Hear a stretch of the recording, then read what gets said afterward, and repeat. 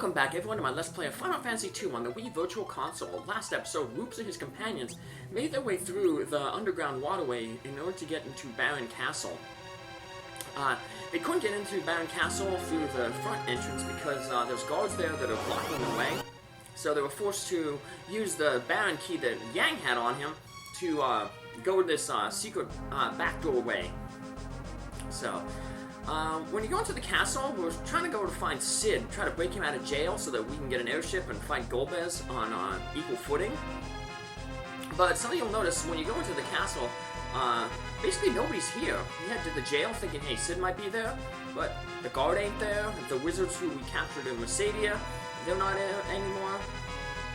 So, for the most part, the castle is pretty empty, so we've got the two guards out in front, and then there's two more people that we're going to find in the castle. But, yeah, looking around here, the barracks where the Rupes' old companions from the Red Wings, they're all gone. But, even though no one's here, we can take advantage of Rupes' room.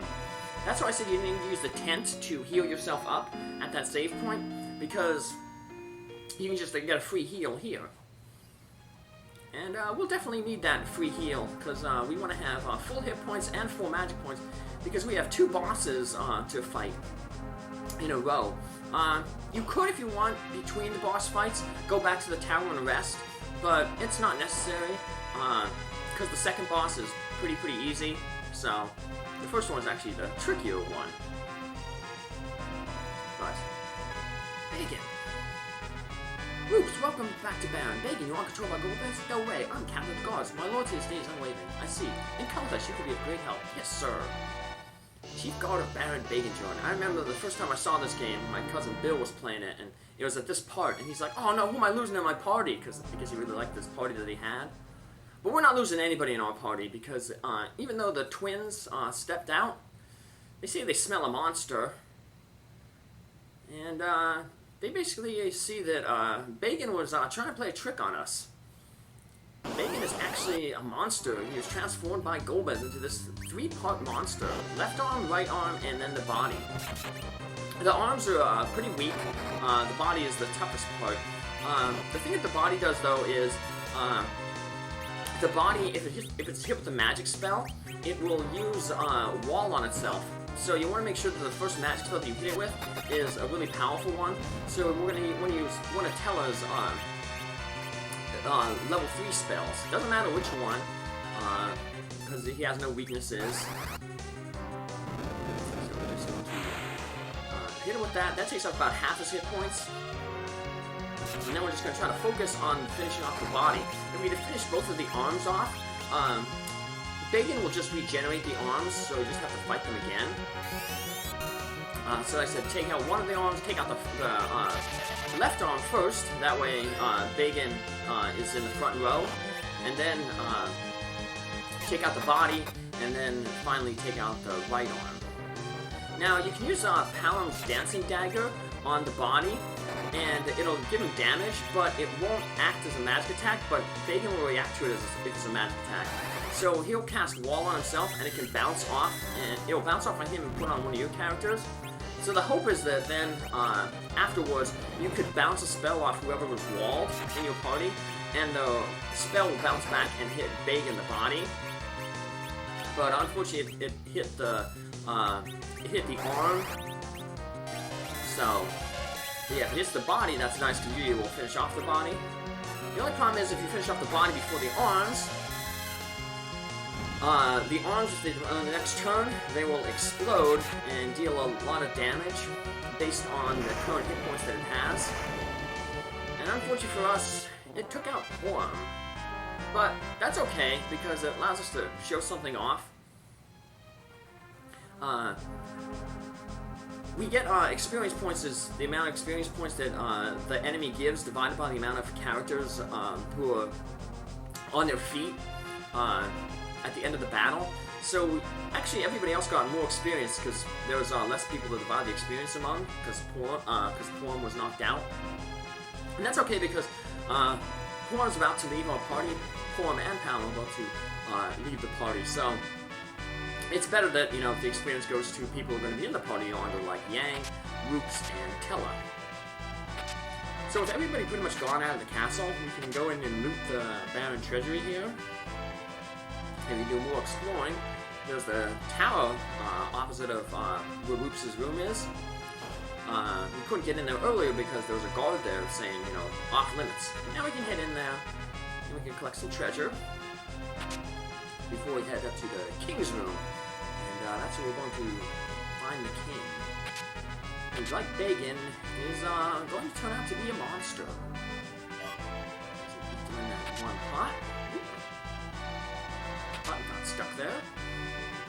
There we go. And then there was one treasure chest on the bottom floor that looked weird, you know, because it was right by a staircase. To get that treasure chest, you have to go down the staircase and then head back up the staircase. We're going to head down here because if we try to go this way, we're going to get pushed back by a mysterious power. Sealed with unknown power. Now we can head back there after we defeat the king. And we'll be able to go down there and see something there. But that's the trigger for removing that mysterious power. And the reason why we don't, the game I guess doesn't let you go down there is because it would kind of spoil something coming up here. So, let's head back to the king's room. The guards don't say anything different if you go out and talk to them from behind. They're still like, you know, what are you? They're not like, how did you get in the castle? I'm not surprised at all. They're just like, what are you?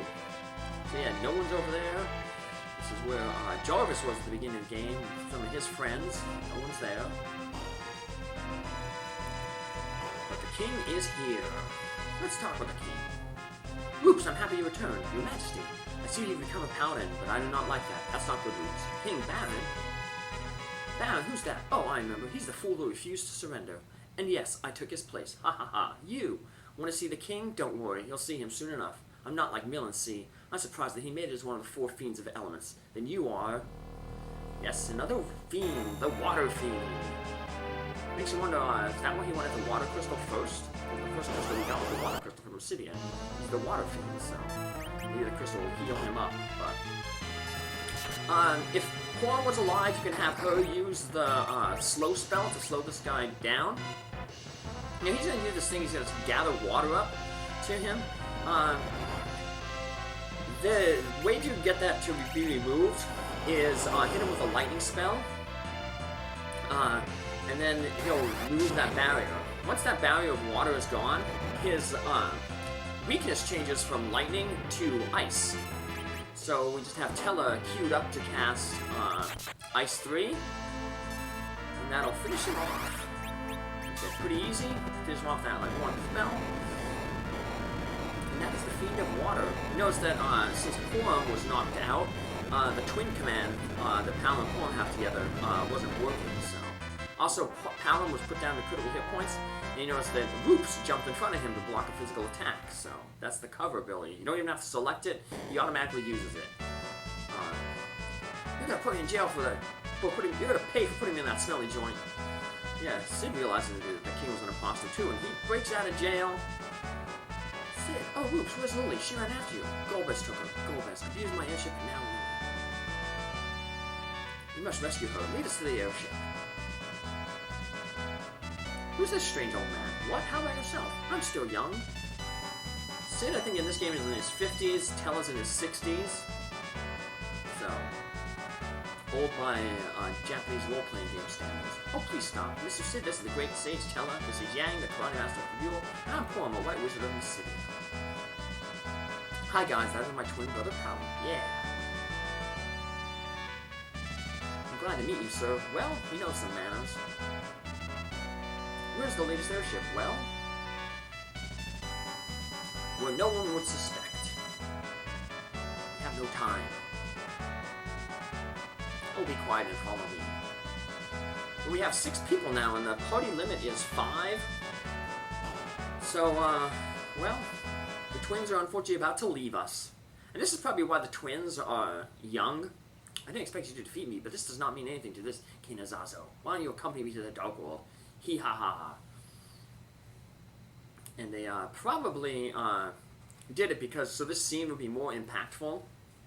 Because if they were like older folks, Tellah's gonna say something that kind of point out what I'm saying. So Tellah says walls. Notices that the walls are starting to cave in. They're gonna squish us. Like captains in Star Wars when they went to the garbage disposal. Palom and Porom are going to sacrifice themselves. They're going to stand on the sides. Thanks, dude. We'd love to be with all of you. What? You won't be stuck in a place like this. Please look after Rupes, Master Tellah. Ready, Palom? Ready, Porom? Yes. Wait, no. They cast a stone spell. Stone is usually a black magic spell. Well, it always is a black magic spell, so I don't know how Porom managed to cast it, but I guess because they're twins, they can siphon off each other's magic. I don't know. But they turn themselves into stone, and I guess they merge with the floor, and that prevents the walls from moving in any further. Tellah calls them rash and tries to use the heal spell that usually removes all status effects. But because they become stone by their own will, they can't be unpetrified by regular means. So, fools, an old man should fulfill his share first. Yes, that's like I said, probably why they're kids, because it makes this scene a little bit more emotional. You know, the kids sacrifice themselves. Like Tellah said, the old should go first. But now it just gives Tellah another reason to go after Golbez. He's now going to avenge not only his daughter Anna, but now Palom and Porom. Rupes is filled with some determination as well. Speaking of Golbez, we get to go review him a little bit here. Seems that King Azazel has been defeated. About the last crystal, I know, but it's a problem. How about if we let Rupes get it for you? Rupes. We have Lily, we can exchange her for the last crystal. That's an idea, and then we can do away with him then. I'll be the messenger. Jarvis! Turns out that Jarvis is a little jealous of Rupes. I'll show you that I'm better than your sweet Rupes. Oh. And we're back with our party here.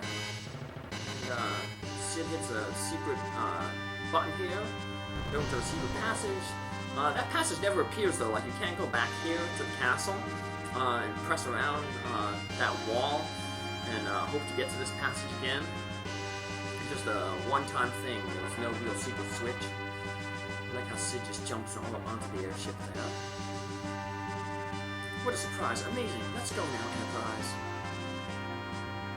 You get the airship, which allows us to basically travel around the world.